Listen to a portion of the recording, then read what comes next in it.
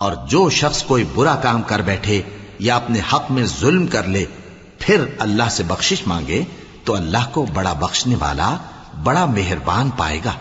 اور جو کوئی گناہ کرتا ہے تو اس کا وبال اسی پر ہے، اور اللہ سب کچھ جاننے والا ہے، حکمت والا ہے۔ اور جو شخص کوئی قصور یا گناہ تو خود کرے لیکن اس کا الزام کسی بے گناہ پر ڈال دے تو اس نے بہتان اور کھلے گناہ کا بوجھ اپنے سر پر رکھا۔ اور اے نبی، اگر تم پر اللہ کا فضل اور اس کی مہربانی نہ ہوتی تو ان میں سے ایک جماعت تم کو بہکانے کا قصد کر ہی چکی تھی،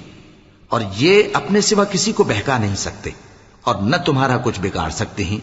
اور اللہ نے تم پر کتاب اور حکمت نازل فرمائی ہے اور تمہیں وہ باتیں سکھائی ہیں جو تم نہیں جانتے تھے،